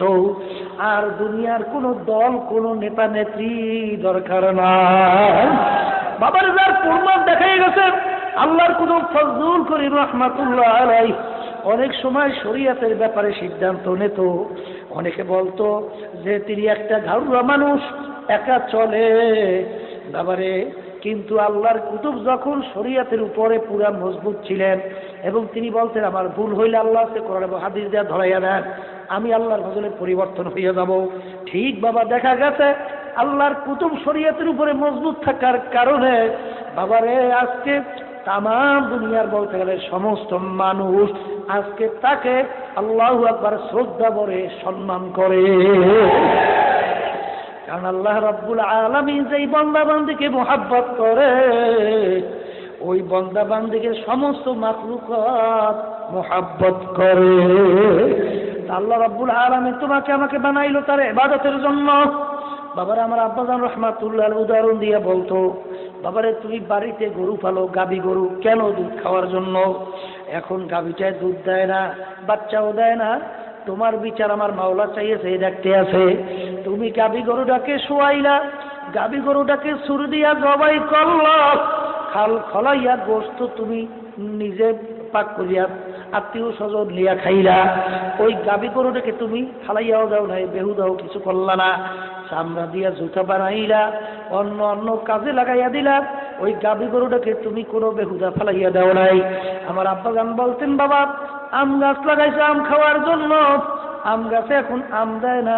বাবারে তোমার বিচার আমি চাইছে দেখলাম। আমার মাওলা ডাক দিয়া বসে, আব্দুল করিম তোর বিচার আমি চাইয়ে দেখতেছি। তুই কি করলি? আম গাছটাকে কাটলি, তুই তক্তা তৈরি করলি, বাকি অংশ দিয়া লাকড়ি তৈরি করে আগুন জ্বালাইয়া ভাত তরকারি পাক করিয়া খাইলি। তুই আম গাছটাকেও বেহুদা ফেলাইয়া দাও নাই, অন্য অন্য জিনিস বানাইলাম তোর কাজের জন্য না, কাজে না লাগলে অন্য কাজে তুই লাগাইয়া দিলি। ও আব্দুল করিম, ও রেজাউল করিম, ও রহিমা খাতুন, তোর বিচার আমি চাইয়ে দেখতেছি। আমি তোকে বানাইছিলাম আমার ইবাদতের জন্য।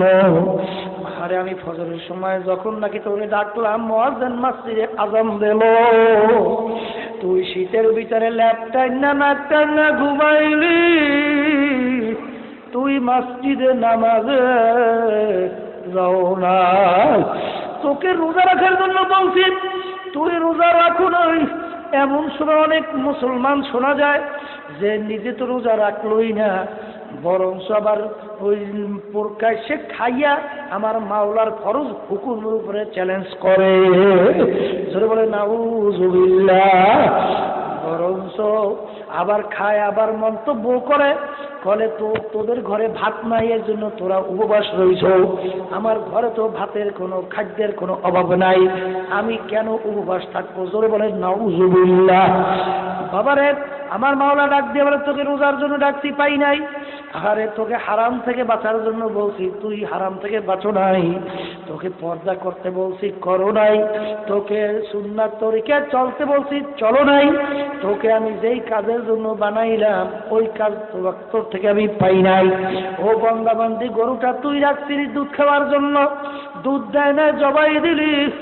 আম গাছ রাখছিলি তুই আম খাওয়ার জন্য, আম দেয় না, তুই কাটিয়া অন্য অন্য কাজে লাগাইলি। এখন তোর বিচার তুই কর। তোকে বানাইছিলাম আমার ইবাদতের জন্য, যখন তোকে আমার ইবাদতে পাই নাই, এখন তোকে আমি কোন কাজে লাগাবো? তোকে অন্য মানুষ জবাই দিয়া খাইবে, তাও তো আমি জায়েজ রাখলাম না। তোর দিয়া চামড়া দিয়া জুতা বানাইবে, তাও তো এইভাবে বানাইলাম না। এখন তোকে আমি কোন কাজে লাগাবো? ও বান্দা বান্দি, একটু চিন্তা কর, মুরাকাবা কর, তারপর কবরে রওনা কর।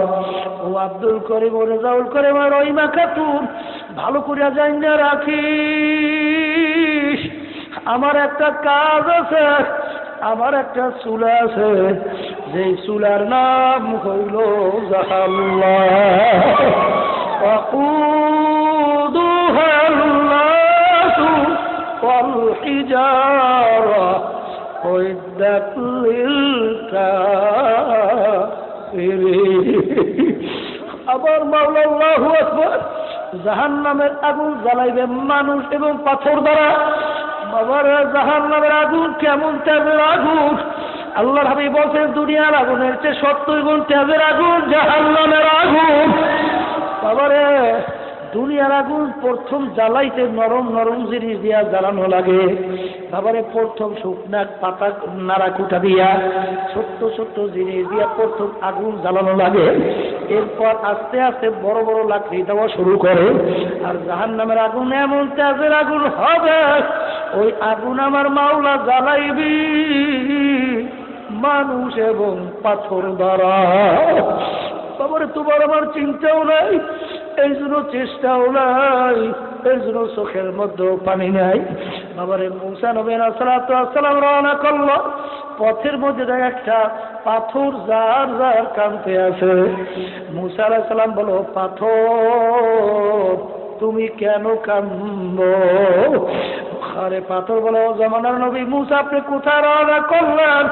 বলে আমি মাওলার সঙ্গে দেখা করার জন্য রওনা করছি। বলো জামানার নবী মুসা আপনি একটু আমার কথা আমার মাওলার কাছে বললেন, মাবুদ গো ও মুসা একটা পাথর তোমার ভয়, তোমার জাহান্নামের ভয়, কানতে কানতে নহর জারি করছে, ওই পাথর তোমার জাহান্নাম থেকে মাপ চায়। আল্লাহ রাব্বুল আলামিন বলো মুসা তুমি পাথরকে জানাইও ওই পাথর আমি জাহান্নামের আগুনে জ্বালাবো না। মুসা আলাইহিস সালাম বলো, পাথর তোর কপাল ভালো, তোর কান্না আমার মাওলা কবুল করছে, তোকে আমার মাওলা জাহান্নামের আগুনে জ্বালাইবে না। পাথরের কান্না বন্ধ হয়ে গেল। কিছুদিন পরে মুসা নবী আবার ওই পথ থেকে রওনা করলো, আবার দেখে পুনরায় পাথর কান্দে। রাগী নবী ধমক দিয়ে বলো, পাথর তুই কি আমার কথা বিশ্বাস করো নাই? পাথর বলো, জামানার নবী মুসা আপনার কথা আমি বিশ্বাস করছি হুজুর, কিন্তু আমি চিন্তা করিয়া দেখলাম আমি পাথর যদি না কানতাম আপনার নজরেও আমি পড়তাম না, আপনার নজরে আমি পাথর যদি না পড়তাম আমি বুঝি জাহান্নাম থেকে মাপও পাইতাম না। এই জন্য আমি সিদ্ধান্ত গ্রহণ করছি ওই কান্না আমি পাথর কিয়ামত পর্যন্ত আর ছাড়ব না। ও কবরের যাত্রীরা, ও আল্লাহর বান্দারা, পর্দা আলে মা বোনেরা, আজকে একটা পাথর যদি আমার মাওলার ভয় কাঁদতে কাঁদতে নহর জারি করিয়া দিতে পারে, তাকশাইরু মিনহু জুলুদুল্লাযীনা ইয়াখশাউনা রাব্বাহুম সুম্মা তালিনু জুলুদুহুম ওয়া কুলুবুহুম ইলা যিকরিল্লাহ। আল্লাহু আল্লাহ। বাবারে আমার আবাজানের মুখে শুনছি আমার দাদা জান রহমাতুল্লাহ আলাইহি একদিন গারো পাহাড়ে দেখার জন্য যখন গেলেন, দাদা জান রহমাতুল্লাহ আলাইহি হাঁটতেছেন, হঠাৎ একটা গাছের গোড়ায় বসে জোরে জোরে চিল্লাইয়া কাঁদে। সাথীরা বলতে যে হুজুর অসুস্থ মানুষ এত কেন কান্দে? আল্লাহ দৌড়িয়া যখন কাছে গেল, যাইয়া দেখে দাদা জান পাগলের মতো কান্দে। আর জিজ্ঞাসা, হুজুর আপনি এত কেন কান্দে? বলে বাবা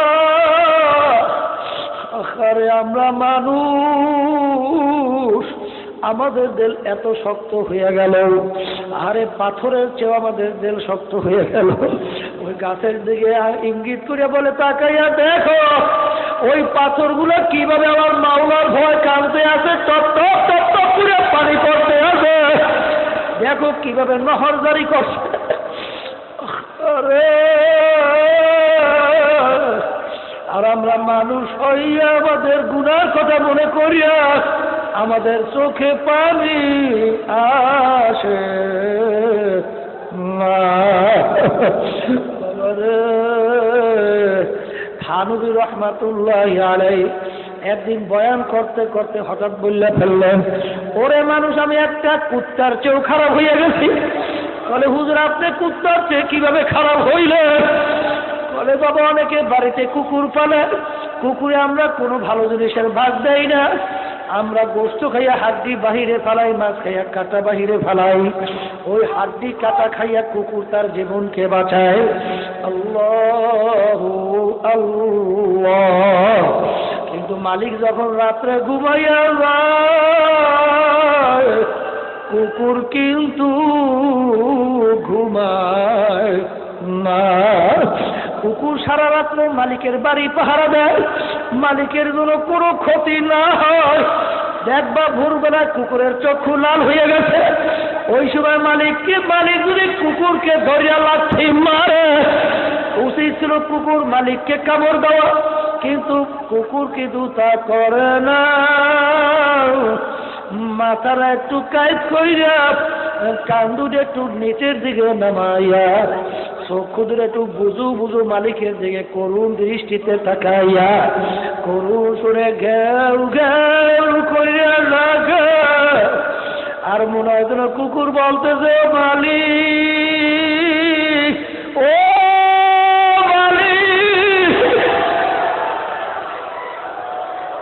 মালিক, তুমি আমাকে মাফ করিয়া দাও, তুমি আমাকে মাইরো না। থানবী রহমাতুল্লাহ বলো, ওরে মানুষ, কুকুরটাও মালিক চিনল, আর তুমি আর আমি মানুষ হই আমার মালিককে চিনলাম না। আল্লাহ বর্গে দাঁড়াও, তা সবজে দর নজরে হুশিয়ার, হারওয়ারাতে দফতুরি মারফাতে কিরদগার। আবার এক আল্লাহর ওলি তিনি বলতেছেন, ওরে মানুষ, আমি গাছের পাতার দিকে তাকাইলে আমি তো গাছের পাতা দেখি না, মাবুদ গো আমি দেখি তোমাকে।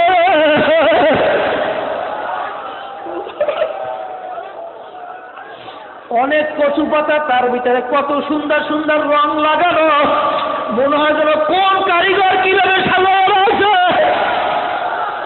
আরে আমি তো আর পাতা দেখি না, আমি দেখি তোমাকে। মাবুদ গো আমি তো আল্লাহু আল্লাহ আল্লাহ। মাবুদ গো আমি তো পাতার দিকে চাইলে পাতা দেখি না, আমি গাছের দিকে তাকাইলে আমি তো গাছ দেখি না, আমি দেখি তোমাকে কোন কারিগর এত সুন্দরভাবে সাজাইল। এই সাই কারিগরকে আমি তো দেখি তোমাকে।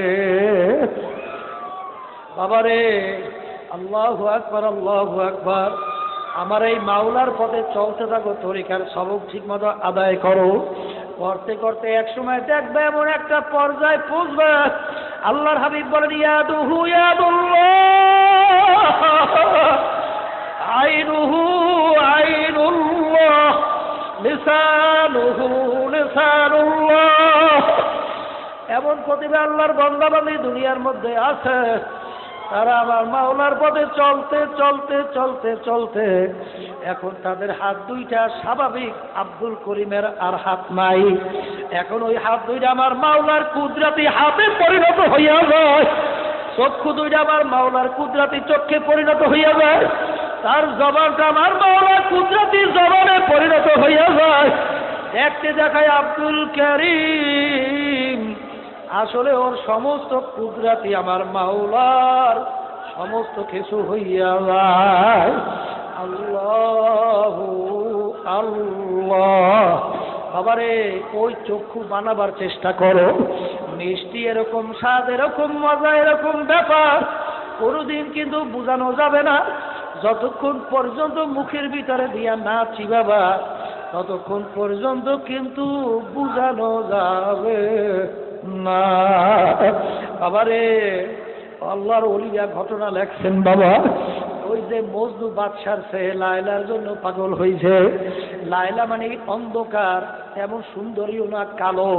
কিন্তু মজনু বাদশার ছেলে বাদশা পরবর্তীতে হবে, কিন্তু সাধারণ একটা মেয়ের পাগল হইয়া গেল। পাগল হইয়া এখন বাদশাহী ছাড়ছে। বাবারে, এমনকি খাওয়া দাওয়া ঘুম পর্যন্ত কোনো খেয়াল না। জঙ্গলের মধ্যে ঘুরে আর লায়লা লায়লা কইয়া চিৎকার মারে। বাবারে, বসে বসে চরের মধ্যে আঙ্গুল দিয়া লেখে লায়লা লায়লা লায়লা। জিজ্ঞাসা, এবারে তুই পাগল হইছো, তুই কি লিখতে আসো? করে, আমি যখন লায়লার নামটা লেখি আমার অন্তরটা ঠান্ডা হইয়া যায়। আল্লাহ আল্লাহ। বাবারে, একদিন লায়লাকে দেখে একদিন ব্যক্তি বলে, ও লায়লা, তুমি কি সেই লায়লা নাকি? যেই লায়লার মোহাব্বতে পড়িয়া বাদশার ছেলে একমাত্র মজনু বাদশাহী সাইরা পাগলের মতো জঙ্গলে ঘুরে লায়লা লায়লা কইয়া চিৎকার মারে, বলে হ্যাঁ আমি তো সেই লায়লা। বলে তুমি তো এমন করো সুন্দরী রূপসী না, তোমার সে সুন্দরী রূপসী ইচ্ছা করলে মজনু বাবা আনতে পারবে না, সে তো তোমার চেয়ে অনেক সুন্দরী আনতে পারবে, কারণ মজনুর বাবা তো বাদশাহ, আসলে তো মজনু একটা পাগল। তখন লায়লা উত্তর দেয়, আহমদ চুপ কর চুপ কর গোপতে লায়লা রাখলিফা কাকুই কিস্তু মাজনু শুধু পেরেশা অগবি আজিগার খু বাদু আবুজু নিস্তি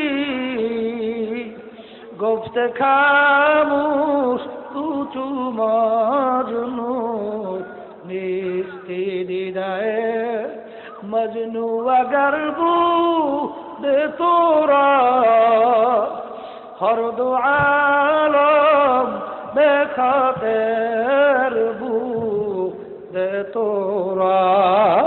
लायला उत्तर दे আহমদ চুপ কর তুই তো আর মজনু না। আরে তোর চোখের মধ্যে যদি মজনুর চক্ষু দুইটা লাগাইয়া আমি লায়লার দিকে একটা নজর তাকাইতে পারবি, দেখি আমি লায়লার চেয়ে সুন্দরী আর দুনিয়া তালাশ করে আর পাওয়া যাইবে না, আর লায়লার চেয়ে সুন্দরী পাওয়া যাবে না। এখন আল্লামা রুমি রহমাতুল্লাহ আলাইহি লেখেন, ওরে মানুষ ইশকে মাওলা কায়কো মাজলায় লাবুয়া ইশকে মাওলা বেহতারাজ লাবুয়া। এখন আল্লামা রুমি রহমাতুল্লাহ আলাইহি বলতেছেন, ওরে মানুষ আজকে মজনু যদি বাদশার ছেলে একটা মেয়ের পাগল হইয়া বাদশাহী দুনিয়ার সমস্ত আরামায় ছাড়তে পারে, আমার মাওলার মোহাব্বত কি এত কম হইয়া গেল? আমার মাওলার মোহাব্বতে পড়িয়া আল্লাহ আল্লাহ আল্লাহ আশিকারা রোজে মাহশার বাকিয়াত করনি,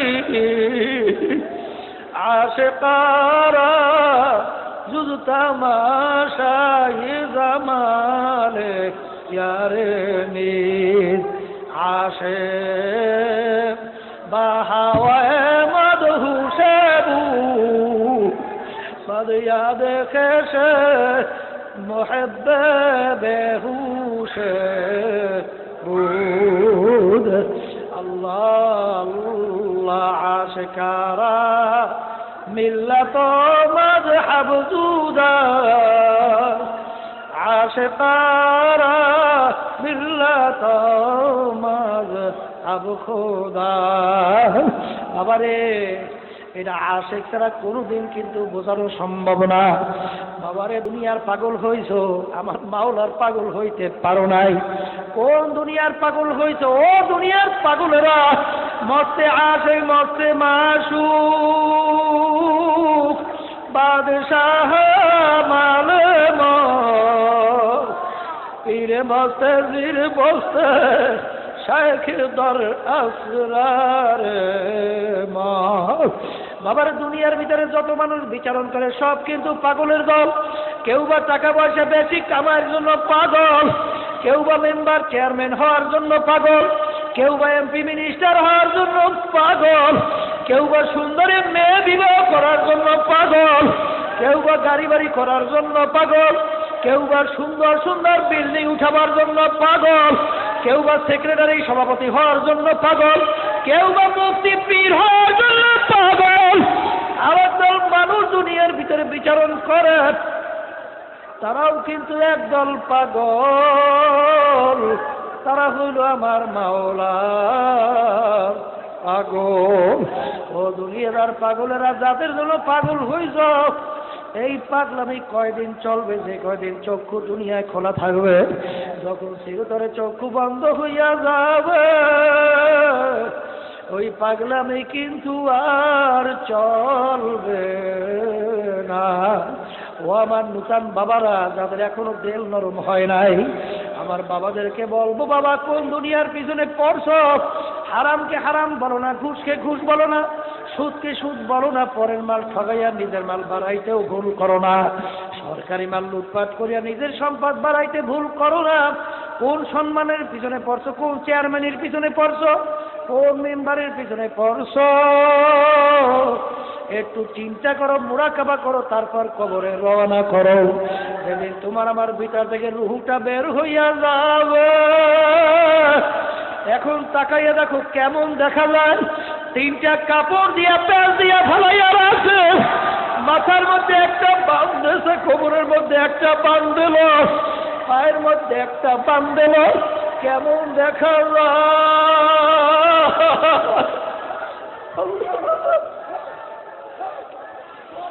একটু তাকাইয়া দেখো কেমন দেখা যায়। আরে ও আমার বড়লোক বাবারা, ও আমার ধনী বাবারা, এত টাকা রাখবা কোথায়? কাপড় নেজে পকেট নাই বাবারে।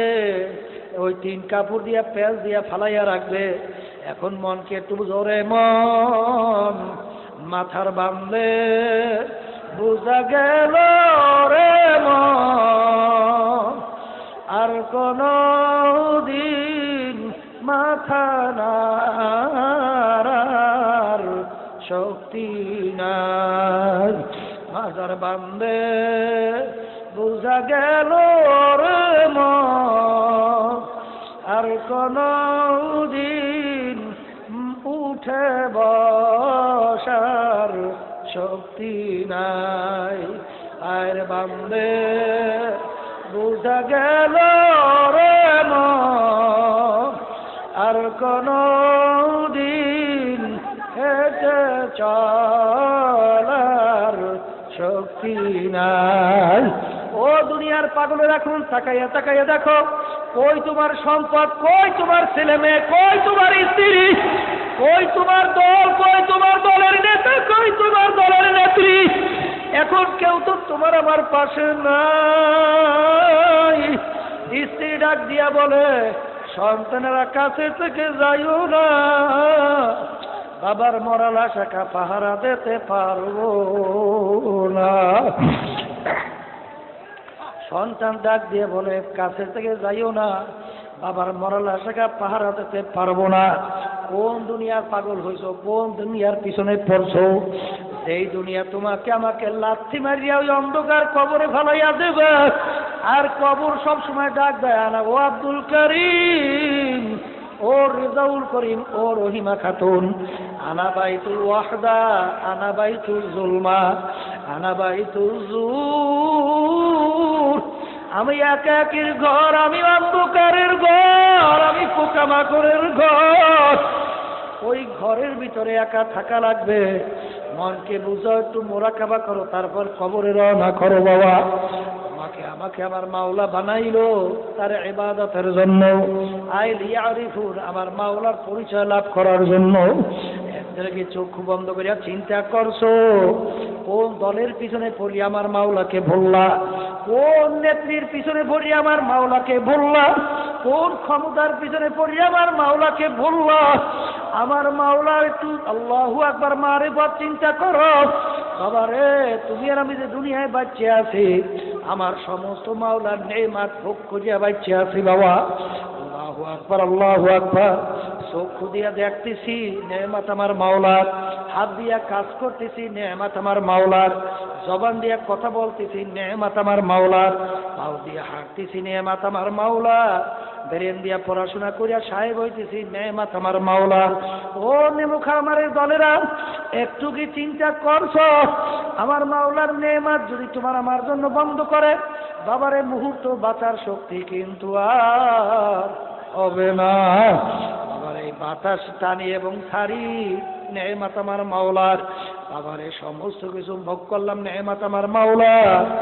আবার এক আল্লাহর বান্দা এমন গরিব, বাবারে মাওলার ঘরের ভিতরে যাইয়া কান্দে আর বলে, মাবুদ গো, তুমি আমাকে এমন গরিব বানাইলা, একজোড়া জুতা কেনার তৌফিকও তুমি আমাকে দাও নাই। এই কথা বলে দুই হাত তুলিয়া দুই চোখের পানি ফালাইয়া কান্দে।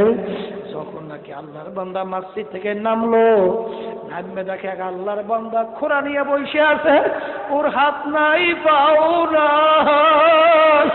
তখন মাওলার দরবারে আল্লাহু আকবার, বাবারে কান্দে আর মাপ চায় আর বলে, মাবুদ গো, আমার চেয়ে নেমুখার আমার দুনিয়া দ্বিতীয় হইতে পারে না। মাবুদ গো, তুমি তো আমাকে দুইটা হাত দান করছো, চক্ষু দান করছো, তুমি আমাকে পাও দান করছো, ব্রেন দান করছো। মাবুদ গো, কত সুন্দর ভাবে দুনিয়া দেখতেছি। মাবুদ গো, তোমার এই বন্দার তো তুমি হাতও দাও নাই, পাও দাও নাই। মাবুদ গো, আমার চেনে মুখার আমার দুনিয়া হইতে পারে না। ও বিশেষ করে আমার নতুন বাবারা, ও শক্তওয়ালা দেল আমার বাবারা, একটু কি চিন্তা করছো? সন্তান মারা গেলে চোখে পানি আসে, সম্পদ নষ্ট হয়ে গেলে চোখের মধ্যে পানি আসে। আল্লাহু আকবার, আল্লাহু আকবার। সম্মান নষ্ট হলে চোখে পানি আসে। দুনিয়ায় থাকিয়া কি লাভ? অসম্মান হয়েছে, মরিয়া যাব, এইটা পর্যন্ত সহ্য করতে পারো না। আর তোমার আমার গুনার কারণে যে জাহান্নামের আগুন জ্বলবে, ওই জাহান্নামের আগুনের চিন্তায় তোমার আমার চোখে পানি কেন আসে না? আসলে বাবা কপালটা পুড়িয়া গেছে। বাবারে আমার আল্লাহু মান বাকা মিন খাশিয়াতিল্লাহ হারামাল্লাহু তিলকাল আইনা আলান নার। আল্লাহু আকবার। আল্লাহর হাবিব বলছেন যে এই চক্ষু আমার মাওলার ভয় কাঁদবে, ওই চক্ষুর জন্য জাহান্নামের আগুন হারাম হইয়া যাইবে। ফাইলাম তাবকু ফাতাবাকু। আল্লাহর হাবিব বলছেন, ও আমার উম্মতরা কান্দো, কান্নার না আসলে কান্নার ভান ধরো। কই একটু চেষ্টাও তো করো না, একটু মুখটা একটু ভেন্সি ভেন্সি আরে নিজেকে নিজে অপরাধী মনে করো।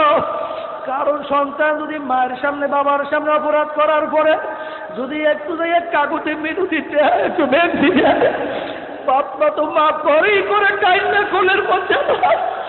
আর যে সন্তান গলা উঁচু করিয়া কান করিয়া বুক ফুলাইয়া বাপ মার সামনে বলে, মাগো অন্যায় করছি আরো করব, মাপ তো করবি না, বরঞ্চ লাথি মারিয়া দূরে ফেলাইয়া দেবে। আমার মাওলা বন্দা বান্দিকে মার চেয়ে অনেক বেশি মহব্বত করে। আমার মাওলা ডাক দেয় বলে, বন্দা বান্দি আয় আয় আয়, কুল ইয়া ইবাদিয়াল্লাযীনা আসরাফু আলা আনফুসিহিম লা তাকনাতু মির রাহমাতিল্লাহ ইন্নাল্লাহা ইয়াগফিরুয যুনুবা জামিআ। বাজা বাজা হারসে হাসতি বাজা, দরকা ফেরো গেবুরো খুদ পুরুস্তি বাজা। এই দরগাহে মা দরগাহে নাউমিদিনী সদবারাগার তওবা শিকাস্তি বাজা। আমার মাওলা বলে, ও বান্দা বান্দিরা যদি ভূত পূজার মতো গুনাহ করিয়া থাকো, পাহাড় পরিমাণও যদি গুনাহ করিয়া থাকো, আয় আয় আয় আমার দরবার ফেরার দরবার না, আমার দরবার নৈরাশার দরবার না। যখন নাকি দুই হাত তুলে দুই চোখের পানি ফালাইয়া করুণ শরীর চোখে ডাক দিবে, আমার মাওলা রে, তুমি আমাকে মাফ করো। যদি তুমি মাফ না করো, আমার তো উপায় হবে না। যদি এইরকম জেলদারে ভাঙ্গি আমার মাওলাকে ডাক দেওয়ার মতো ডাক দিতে পারো, আমার মাওলা তো গুনাহ মাফ করবে। শুধু তাই না, এমনকি তোমার আমার গুনাহকে নেকের দ্বারা পরিবর্তন করিয়া দেবে। আরে কার মোহাব্বতে পড়ছো, আরে কার মায়ায় পড়ছো? আমার মাওলার চেয়ে মায়াশীল আর কেউ নাই, আমার মাওলার চেয়ে মোহাব্বত করেন নাও কেউ নাই। বাবার ওই এক বুড়া বহুদিন পর্যন্ত গুনাহ করতে করতে আল্লাহু আকবার মাওলার দরবারে কান্দে, মাবুদ গো, তুমি আমাকে মাফ করো। আল্লাহ আল্লাহ আল্লাহ আল্লাহ। বাবার গায়েব থেকে শব্দ আসলো, বুড়া তোমার নাম জাহান্নামের খাতায় লেখা হয়ে গেছে। আরে এখন বুড়াইটা শুনে আরো কান্দে, আরো করুণ সুরে ডাক দেয়, আল্লাহ আল্লাহ। মাবুদ, আমি যে গুনাহ করছি আমার নাম জাহান্নামের খাতায় ঠিকই আছে, কিন্তু তুমি তো গফুরুর রহিম, রহমানুর রহিম। তোমার দরজা ছাড়া তো আর কোনো দরজা নাই, তুমি মাওলা ছাড়া তো আর কোনো মাওলা নাই। তুমি আমি কার দরজা যাব, কাকে আমি মাওলা কইয়া ডাক দেব? তুমি আমাকে মাফ করো বা না করো, আমাকে কুদরতি কোলে টানো বা না টানো, আমি তোমাকে ছাড়বো না। এই কথা বললে বান্দা আরো জোরে কান্দে আর বলে, আল্লাহ আল্লাহ। তখন আবার গায়েব থেকে শব্দ আসলো, বুড়া তুমি যখন আমার দরজা ছাড়া আর কোনো দরজা দেখলা না, আমি মাওলা ছাড়া আর কোনো মাওলা দেখলা না, ও বুড়া যাও যাও যাও, তোমার জীবনের সবগুলো মাফ করিয়া দিলাম। শুধু মাফ করলাম তাই না, এমনকি তোমার গুনাহকে আমি নেকের দ্বারা পরিবর্তন করিয়া দিলাম। আল্লাহ আল্লাহ। আনা ইন্নামুল কাসরাতিল কুলুব, হাদিসে কুদসির ভিতরে আছে, আল্লাহু আকবার আল্লাহু আকবার। আমার মাওলা ভাঙ্গা দিলের কাছে থাকে।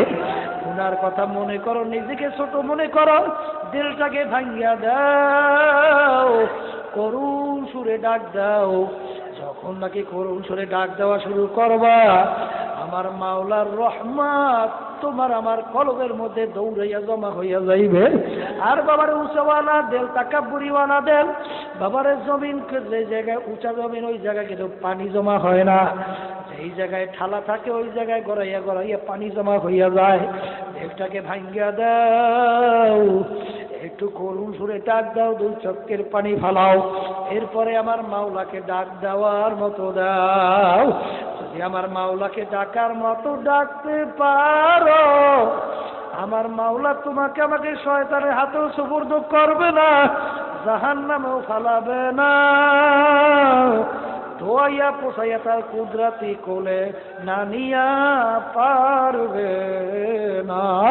আর সবসময় মাওলার কাছে দোয়া করো, মাবুদ গো, আপনি যখন সর্বনের জমিনে নিয়ে আসে, আপনার ওলি না বানাইয়া ফেরত দিয়েন না।